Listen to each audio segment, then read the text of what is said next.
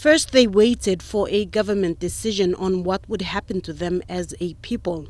Would they be sent back home to the active volcanic island that is their home, or would they be resettled on the mainland? The advice was not to return, because it is predicted that the next eruption will be worse than the one which forced them from their home in the first place. It will be 13 years since the evacuation, and the majority of the islanders are still at the care centers, a place that was only supposed to be temporary.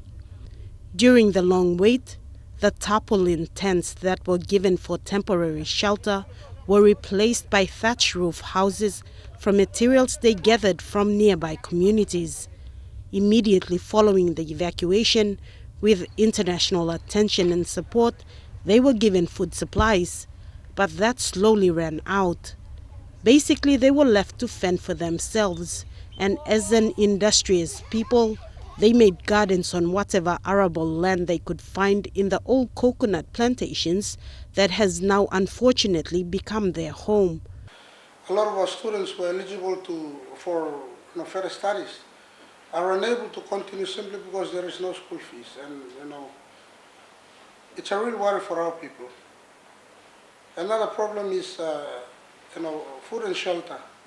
Venturing out into traditional land to gather food and or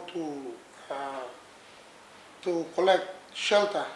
For 11 years, after 2 general elections and 3 different governments, the obstacle to making concrete decisions about the future of the Manam people was there was no act in place to guide government machinery to attend to their plight. In April 2016, with the strong support of current Governor Jim Cass, Parliament passed the Manam Resettlement Authority Act, which paves the way for the Manam people to be resettled in Underoom, Madang Province.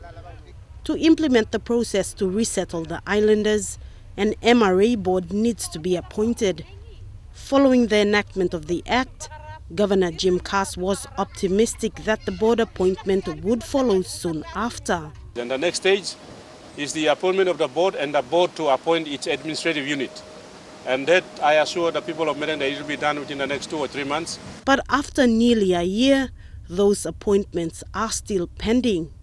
Concerns for this delay were again raised by some Manam leaders this week in Port Moresby. Because the board takes control of all the affairs of the MRA.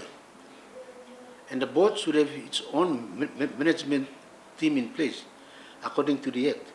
But that is not taken place yet. We are also calling upon government to adopt MRA regulations, because within the MRA regulations, you will have processes and procedures of managing the whole resettlement program, which also would include HR processes, financial management and procurement processes,